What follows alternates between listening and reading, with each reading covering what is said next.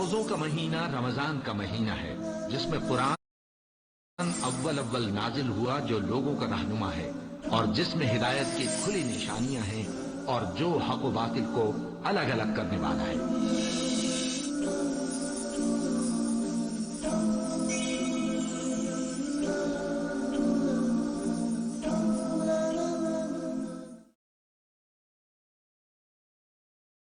الحمدللہ کفا وسلام علی عبادہ الذین اصطفیٰ، اما بعد۔ محترم ناظرین، پروگرام فضائل رمضان کی اس نشست میں آپ حضرات کا استقبال ہے۔ السلام علیکم ورحمۃ اللہ وبرکاتہ۔ آج کی نشست کا موضوع ہے رمضان، صدقہ و خیرات کا مہینہ۔ اعوذ باللہ من الشیطان الرجیم، بسم اللہ الرحمن الرحیم۔ ما عندکم ینفد وما عند اللہ باق، رب اشرح لی صدری ویسر لی امری واحلل عقدۃ من لسانی یفقہوا قولی، رب زدنی علما سبحانک لا علم لنا الا ما علمتنا انک انت العلیم الحکیم۔ تمام قسم کی تعریفات اللہ وحدہ لا شریک، خالق کائنات، مالک ارض و سما اور مدبر انس و جاں کے لیے ہیں۔ اس کے بعد بے شمار درود و سلام نازل ہو جناب محمد الرسول اللہ صلی اللہ علیہ وسلم پر کہ اللہ رب العالمین نے انہیں رحمت للعالمین بنا کر بھیجا۔ اللہم صلی علی محمد وعلی آل محمد کما صلیت علی ابراہیم وعلی آل ابراہیم انک حمید مجید۔ اللہم بارک علی محمد وعلی آل محمد کما بارکت علی ابراہیم وعلی آل ابراہیم انک حمید مجید۔ ناظرین کرام، رمضان صدقہ و خیرات کا مہینہ، میں نے جو آیت پڑھی ہے وہ آیت ہے سورہ نحل، سورہ نمبر 16، آیت نمبر 96، کہ جو تمہارے پاس ہے وہ ختم ہو جائے گا اور جو اللہ کے پاس ہے وہ باقی رہنے والا ہے۔ رمضان صدقہ و خیرات کا مہینہ ہے۔ یہ وہ مہینہ ہے جس میں نبی صلی اللہ علیہ وسلم بہت زیادہ صدقہ و خیرات کیا کرتے تھے۔ عبداللہ بن عباس رضی اللہ تعالیٰ عنہ کہتے ہیں، صحیح بخاری کتاب الصوم کتاب نمبر 30 حدیث نمبر 1902، کان النبی اجود الناس بالخیر وکان اجود ما یکون فی رمضان حین یلقاہ جبریل۔ پھر آگے کہا فیضا لقیہ جبریل علیہ السلام، کہ نبی صلی اللہ علیہ وسلم تمام لوگوں میں سب سے زیادہ صدقہ و خیرات کرنے والے تھے۔ جب آپ کی ملاقات جبریل امین سے ہوتی تو آپ تیز ہواؤں سے بھی زیادہ صدقہ و خیرات کرنے والے تھے۔ عام صدقہ و خیرات کی طرف ابھارتے ہوئے نبی صلی اللہ علیہ وسلم، ہم اور آپ جانتے ہیں کہ نبی صلی اللہ علیہ وسلم نے کتنے لوگوں کو سحری کی بھی دعوت دی ہے، کھلانے پر ابھارا ہے۔ ارباز بن ساریہ رضی اللہ تعالیٰ عنہ کہتے ہیں، سنن ابی داؤد کتاب الصیام کتاب نمبر 14 حدیث نمبر 2344، دعانی رسول اللہ صلی اللہ علیہ وسلم الی السحور فی رمضان، کہ رسول اللہ صلی اللہ علیہ وسلم نے مجھے رمضان کے مہینے میں سحری کی دعوت دی۔ حلم الی الغداء المبارک، تو نبی صلی اللہ علیہ وسلم نے کہا آؤ مبارک کھانا کھاؤ، یعنی سحری کو آپ نے غدا کہا، کھانے کا لفظ استعمال کیا۔ بھی کہا کہ جو لوگ افطار کراتے ہیں اس کو فائدہ ملنے والا ہے، اس کو بھی اجر ملے گا۔ سنن ترمذی کتاب الصوم کتاب نمبر 6 حدیث نمبر 807، من فطر صائما کان لہ مثل اجرہ غیر انہ لا ینقص من اجر الصائم شیئا، جس نے کسی روزہ دار کو افطار کرایا تو اس کو بھی ثواب ملے گا، اور جس نے کیا اس کو بھی ثواب ملے گا، کسی کے ثواب میں کوئی کمی واقع نہیں ہوگی۔ نبی صلی اللہ علیہ وسلم نے لوگوں کو ابھارتے ہوئے یہاں تک کہا جن کے اندر یہ صفات پیدا ہو جائیں، جنت کے اندر ان کے لیے بہترین بالا خانے ہیں، بہترین گھر ہیں۔ سنن ترمذی کتاب البر والصلہ کتاب نمبر 25 حدیث نمبر 1984، ان فی الجنت غرفا ترى ظہورها من بطونها وبطونها من ظہورها، نبی صلی اللہ علیہ وسلم نے کہا کہ جنت کے اندر چند کمرے ہیں، اندرونی حصہ باہر سے نظر آ رہا ہے اور باہری حصہ اندر سے نظر آ رہا ہے۔ رسول اللہ، ایک دیہاتی نے کہا اللہ کے رسول یہ کس کو ملے گا؟ تو نبی صلی اللہ علیہ وسلم نے کہا لمن اطاب الکلام، جس نے اچھی بات کہی، واطعم الطعام، جس نے کھانا کھلایا، وادام الصیام، اور جس نے روزہ رکھا، وصلی للہ والناس نیام، اور جس نے اللہ کے لیے نماز پڑھی جبکہ لوگ سو رہے ہوتے ہیں، تو ایسے آدمی کے لیے اللہ تعالیٰ نے یہ جنت بنا کر رکھی ہے۔ غور کیجئے، رمضان کا مہینہ ہی تو ایسا مہینہ ہے جو ہمیں نیکی کرنے پر زیادہ ابھارتا ہے۔ ہم اور آپ سوچتے ہیں کہ اگر صدقہ و خیرات کریں گے، کسی کو مال دیں گے تو ہمارا گھٹ جائے گا۔ یاد رکھیے، صدقہ و خیرات کرنے سے مال میں کمی نہیں ہوتی۔ نبی صلی اللہ علیہ وسلم نے کہا صحیح مسلم کتاب البر والصلہ کتاب نمبر 45 حدیث نمبر 2588، ما نقصت صدقۃ من مال،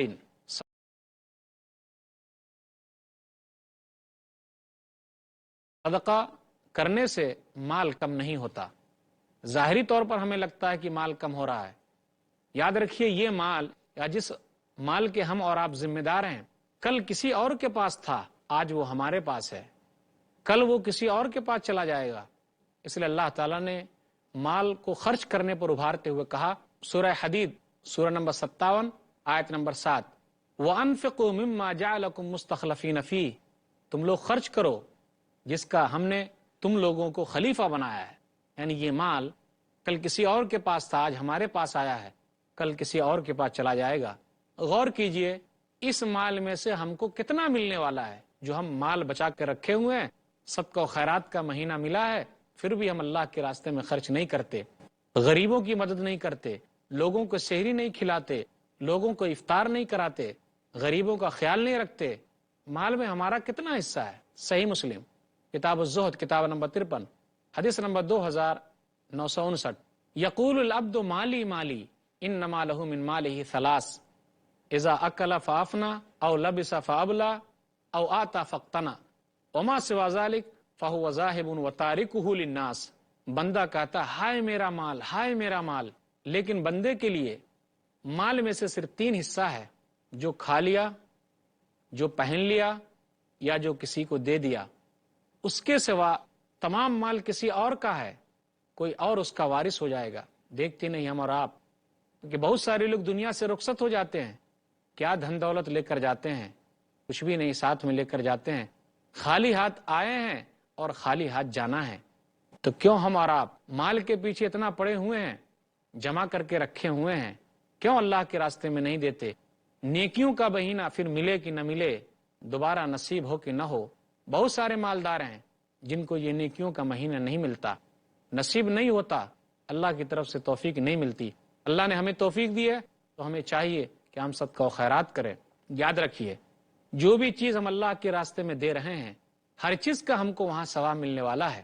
سورہ نحل سورہ نمبر 16 آیت نمبر 96 اللہ نے کہا، ما عندکم ینفد وما عند اللہ باق، جو تمہارے پاس ہے وہ ختم ہو جائے گا، اور جو اللہ کے پاس ہے وہ باقی ہے اور ہمیشہ رہنے والا ہے۔ اللہ نے کہا، وما تقدموا لانفسکم من خیر تجدوه عند اللہ هو خیرا واعظم اجرا، سورہ مزمل آیت نمبر 20، تم جو کچھ پیش کر رہے ہو اپنے نفس کے لیے، قیامت کے دن اس کو ضرور پاؤ گے اللہ کے پاس، وہ بہترین چیز ہے اور بہترین بدلہ ہے۔ ہم اور آپ جو خرچ کرتے ہیں اس کا فائدہ ہمیں ہی ہونے والا ہے، کسی اور کو نہیں ہوگا۔ اللہ تعالیٰ اس مال کو بڑھا رہا ہے، صدقہ و خیرات کو بڑھا رہا ہے۔ اللہ نے کہا سورہ سبا سورہ نمبر 34 آیت نمبر 39، وما انفقتم من شیء فهو یخلفہ وہو خیر الرازقین، تم جو کچھ بھی خرچ کر رہے ہو اللہ تعالیٰ اس مال کو بڑھا رہا ہے، اللہ تعالیٰ بہترین بدلہ دینے والا ہے، بہترین روزی دینے والا ہے۔ ہم اور آپ وہ حدیث اچھی طریقے سے جانتے ہیں کہ نیکی 10 گنا تک، 10 گنا سے 700 گنا تک بڑھتی جاتی ہے، لیکن روزہ اس کا بدلہ اللہ کے ذمے ہے۔ نبی صلی اللہ علیہ وسلم نے کہا، صحیح مسلم کتاب الصیام کتاب نمبر 13 حدیث نمبر 1151، کل عمل ابن آدم یضاعف الحسنۃ بعشر امثالها الى 700 ضعف، قال اللہ عز وجل الا الصوم فانہ لی وانا اجزی بہ۔ ابن آدم کا، آدم کی اولاد کا ہر عمل بڑھتا جا رہا ہے، نیکی 10 گنا سے 700 گنا تک ہوتی ہے، لیکن روزہ اللہ تعالیٰ کہتا میرے لیے اور میں ہی اس کا بدلہ دینے والا ہوں۔ تو گویا کہ یہ مہینہ کچھ ایسا ہے کہ ہر لوگوں کے اندر نیکی کرنے کا جذبہ پیدا ہو جاتا ہے۔ تو صدقہ و خیرات کا مہینہ اس کو کہا جائے تو بیجا نہ ہوگا۔ یاد رکھیے بہت سارے لوگ ایسا کرتے ہیں جو اپنی زکوٰۃ کو بچا کے رکھتے ہیں اور رمضان کے مہینے میں خرچ کرتے ہیں، اگر ان کا نصاب لیول رمضان کے مہینے میں پورا ہو جاتا ہے تو کوئی حرج کی بات نہیں، لیکن جو لوگ بچا کر رکھے ہوئے کہ رمضان میں خرچ کریں گے تو وہ صحیح نہیں ہے۔ رمضان میں صدقہ و خیرات کرنا ہے، نبی صلی اللہ علیہ وسلم زیادہ صدقہ و خیرات کرتے تھے، اس لیے ہم اور آپ کو آگے آنا ہے اور صدقہ و خیرات کے لیے کوشش کرنی ہے۔ غور کیجئے، مال اور اولاد ہمارے لیے دھوکے کی چیز ہے، یہ ہمارے لیے آزمائش ہے۔ انما اموالکم واولادکم فتنہ، سورہ تغابن سورہ نمبر 64 آیت نمبر 15 آیت نمبر 16، بے شک تمہارے مال اور تمہاری اولاد تمہارے لیے آزمائش ہے اور اللہ کے پاس بہترین اجر ہے۔ یہ مال اللہ نے ہم کو دیا ہے، آزمانے کے لیے دیا ہے، اللہ نے اس لیے نہیں دیا کہ اللہ ہم سے خوش ہے۔ ہم اور آپ کیا سمجھ لیتے کہ اللہ نے ہم کو مال نہیں دیا تو گویا کہ اللہ ہم سے ناراض ہے، یا ہم اور آپ خوش ہو جاتے ہیں کہ اللہ نے ہم کو مال دیا اس لیے کہ اللہ ہم سے راضی ہے، خوش ہے۔ ایسا بھی نہیں ہے۔ دنیا میں سب سے زیادہ دولت اگر کسی کو ملی ہے تو ہم اور آپ اچھے طریقے سے جانتے ہیں کہ وہ دولت قارون کو ملی تھی، لیکن قارون کا کیا انجام ہوا؟ سورہ قصص سورہ نمبر 28 آیت نمبر 72 سے آیت نمبر 81 تک میں اس کا واقعہ ہے، یا آیت نمبر 76 سے 81-82 تک اس کا واقعہ ہے کہ قارون کے پاس سب سے زیادہ دولت تھی۔ وہ قارون جو اسرائیلی تھا، موسیٰ علیہ الصلوۃ والسلام کی قوم میں سے تھا، لیکن اس نے بغاوت کی، فرعون کا ساتھ دیا، اللہ نے اس کو بہت زیادہ مال دیا تھا، اس کے خزانے کی چابیاں کئی گھوڑوں پر لد کر جاتی تھی، لیکن اللہ نے اس کو کیسا دھنسایا کہ وہ آج تک اور قیامت تک زمین میں دھستا چلا جا رہا ہے۔ اس نے یہی کہا تھا انما اوتیتہ علی علم، کہ مجھے یہ جو مال ملا ہے میرے علم کی بدولت مجھے یہ مال ملا ہے، میں نے خود سے کمایا ہے، جبکہ یہ مال اللہ کا ہے۔ اس لیے ہم سب کے لیے ضروری ہے کہ اللہ کے مال میں اللہ والوں کا حق دیں، غریبوں کی مدد کریں۔ صدقہ و خیرات کا مہینہ ملا ہے، پھر یہ موقع ملے کہ نہ ملے، جب ہم غور کرتے ہیں تو ہمیں پتہ چلتا ہے۔ آئیے غور کیجئے اس حدیث پر کہ اگر ہم خرچ کرتے ہیں تو اللہ تعالیٰ ہم پر خرچ کرتا ہے، تو کیا ہم اور آپ نہیں چاہتے کہ اللہ کے راستے میں صدقہ و خیرات کریں؟ اگر آپ چاہتے ہیں کہ اللہ ہم سب پر خرچ کرے تو ہمارے لیے ضروری ہے کہ ہم اللہ کے راستے میں خرچ کریں۔ محترم ناظرین، عنوان رمضان صدقہ و خیرات کا مہینہ، اس پر گفتگو ہوتی رہے گی، انشاءاللہ پھر ملیں گے چھوٹے سے وقفے کے بعد۔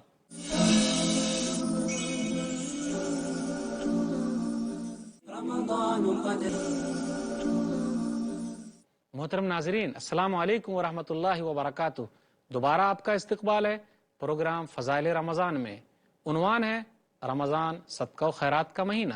صحیح بخاری کتاب التفسیر کتاب نمبر 65 حدیث نمبر 4684، انفق انفق علیک، تم خرچ کرو میں تم پر خرچ کروں گا۔ نبی صلی اللہ علیہ وسلم نے یہاں تک کہا کہ اللہ تعالیٰ 2 فرشتے کو متعین کر رکھا ہے، ہر صبح وہ 2 فرشتہ یہ دعا کرتا ہے۔ ہم اور آپ کیا چاہتے ہیں؟ کون سا فرشتہ کون سی دعا کرے؟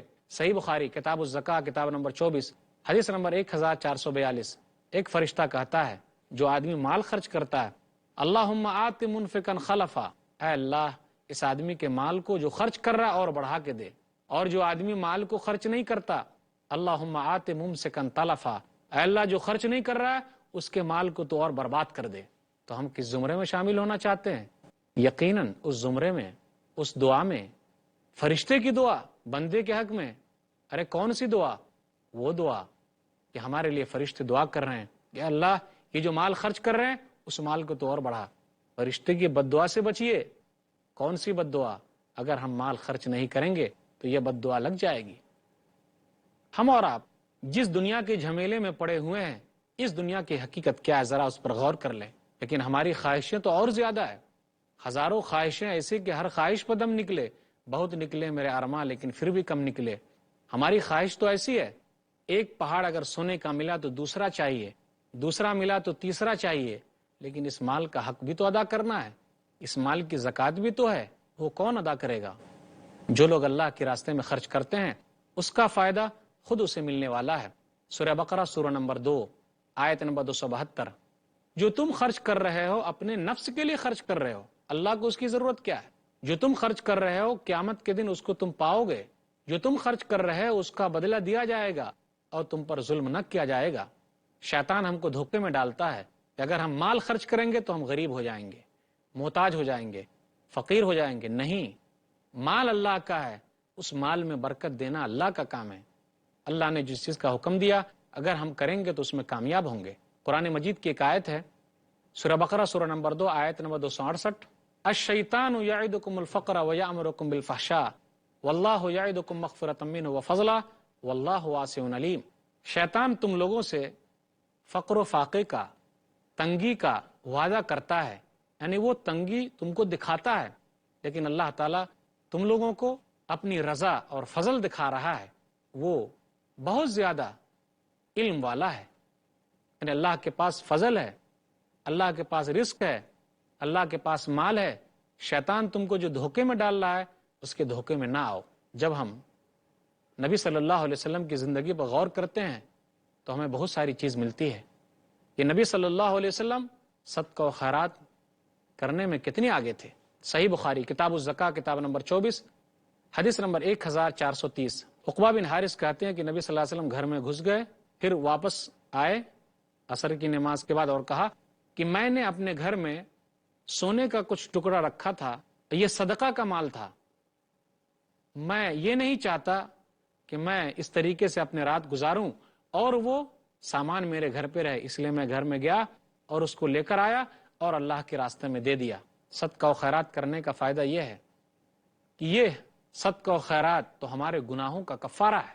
اگر ہم غریبوں کی مدد کریں گے تو ہمارے گناہوں کا کفارہ ہوگا۔ غور کیجئے اس حدیث پر، صحیح بخاری کتاب الصوم کتاب نمبر 30 حدیث نمبر 1895، فتنة الرجل فی اہلہ ومالہ وجارہ تکفرها الصلاۃ والصیام والصدقہ۔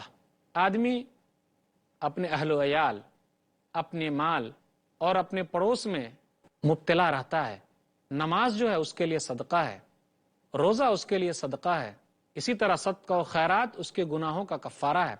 نماز اس کے لیے کفارہ ہے، روزہ اس کے لیے کفارہ ہے، صدقہ و خیرات اس کے گناہوں کا کفارہ ہے۔ نبی صلی اللہ علیہ وسلم نے صدقہ و خیرات کے بارے میں کہا الصدقۃ تطفئ الخطیۃ کما یطفئ الماء النار، سنن ترمذی کتاب الایمان کتاب نمبر 38 حدیث نمبر 2616، کہ صدقہ جو ہے گناہوں کو مٹا دیتا ہے جس طریقے سے پانی جو ہے آگ کو بجھا دیتا ہے۔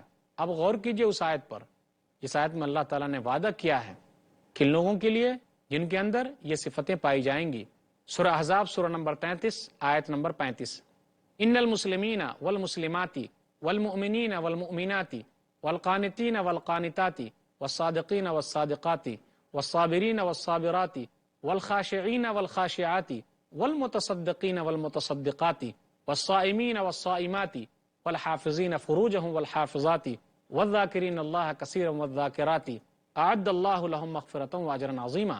یہاں اللہ تعالیٰ نے جو ذکر کیا 10 لوگوں کا ذکر کیا، لیکن میں 2 لوگوں کا تذکرہ کروں گا اس طریقے سے کہ دونوں لازم و ملزوم ہیں، دونوں آگے پیچھے ہیں، کہ صدقہ و خیرات کرنے والے لوگ اور صدقہ خیرات کرنے والی عورتیں، روزہ رکھنے والے مرد اور روزہ رکھنے والی عورتیں۔ یہاں اللہ تعالیٰ نے جوڑ کر بیان کیا۔ غور کرنے کا مقام ہے کہ ان لوگوں کے لیے اور اس کے علاوہ بھی جو 8 لوگ ہیں، اللہ تعالیٰ نے ان کے لیے مغفرت کا وعدہ کر رکھا ہے، بخشش کا وعدہ کر رکھا ہے، اجر و ثواب کا وعدہ کر رکھا ہے۔ تو کیوں ہم اور آپ اس میں آگے نہیں بڑھتے، کوشش نہیں کرتے؟ یہ مہینہ جو ملا ہوا ہے، پھر موقع ملے کہ نہ ملے۔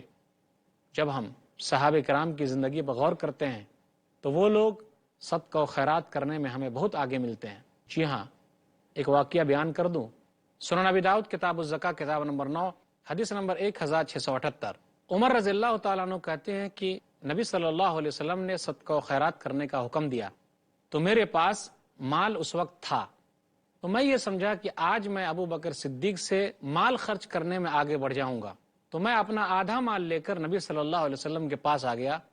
تو نبی صلی اللہ علیہ وسلم نے کہا ما ابقیت لأہلک، تو نے اپنے گھر والوں کے لیے کتنا چھوڑا ہے؟ تو میں نے کہا کہ آدھا مال لے کر آیا ہوں اور آدھا مال میں چھوڑ کر آیا ہوں۔ اتنے میں ابو بکر صدیق رضی اللہ تعالیٰ عنہ بھی چلے آئے۔